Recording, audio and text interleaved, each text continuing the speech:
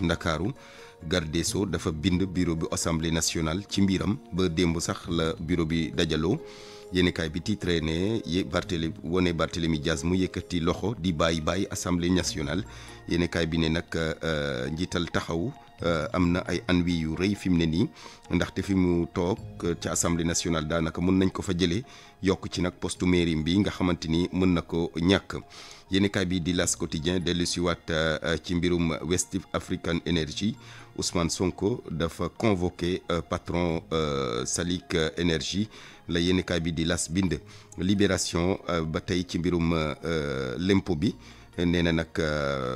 fisc bi ngi muy laaj lu ëpp 3 milliards ci sunu koppar di ko laaj Alliance Sénégal Assurance loolu la Libération bind. Sud Quotidien moom ci campagne njaayum gerte gi la dikk ni ki tey jii. nee na nag ni mu déparé bari na lu ci gëllu guuse rawatina fi nga xamante ni Louga Sonacos mu ngi séntu lu collu ci 200 junniy tonu gerte Kaolack moom daanaka def nam fa déparé baaxul Diourbel amul benn point de collecte buy dox jamono ji Ziguinchor nekk di wut ay opérateur privé stockeur loolu lépp la Sud Quotidien fësal ci campagne bi Vox Populi dellu soit ci mbirum Barthélémy Diaz nee na nag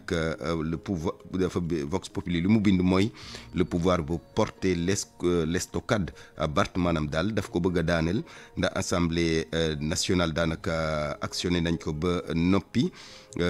maire bu Dakar nag boo moytuwul mandat député bi danañ ko jël ca moom. Le Quotidien dellu soit ci levée de fonds yi marché UEMOA bu nguur gi état ne dit pas tout maanaam daal dafa sukkandiki ci tuuru ministre Diba daal di ko fësalee xëtamu njëkk dellu siwaat na ci li waral dëgg-dëgg émission yi ñu defoon ci 92 milliards état bi nag da doon wër lu toll ci téeméer ak fanweeri milliards yéenekaay bii di Quotidien dellu siwaat ci Source A ba tey ci mbiru Barthélémy Diaz nee na dellu siwaat na ci ak palaasam gi nga xamante ni moo di maire bu Dakar boo moytuwul dana ko ñàkk. La Tribune dellu siwaat ci mbirum Prodac ak la ca am nay bees nee na nag régime bu bees bi moom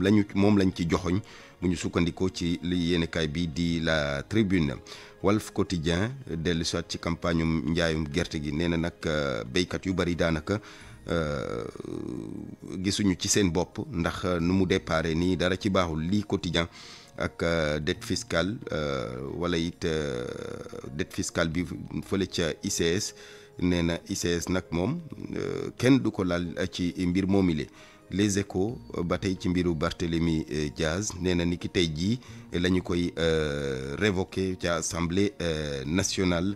loolee gannaaw élection législative yi fi jaar. Enquête Quotidien dellu soit ci coopération internationale ak it tukki yi nga xamante ni Bassirou Diomaye Faye mi ngi ko nekkee ci jamono ji. Le Soleil ba tey ci ndorteelu campagne commercialisation gerte gi nee na Sonacos nag lu mu séntu ci ambition daal dina ci dellu siwaat yëpp ak objectif bi nga xamante ni moom la ngàlloo daal di collecté lu toll ci 200 junniy tonu gerte ñu dellu siwaat ci yéenekaay bi di L'Info Quotidien def ci wàllum colonisation justice ak it réparation député yu parlement CEDEAO ñu ngi woon fii ci Ndakaaru doon ca waxtaanee. Réew mi Quotidien ci escroquerie bi nga xamante ni dafa jëm ci 200 millions doomu woykat bi di Ismaïla Lo tribunal condamné na ko démb. jeexalee tàggat yaram ak yéenekaay bi di Record Sadio Mané ak Benzema le remake maanaam daal dañu koy tëggaat match bi dana am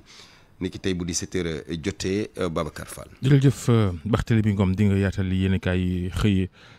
ci kanam bu 8h weesoo merci d'écouter RFM matin bon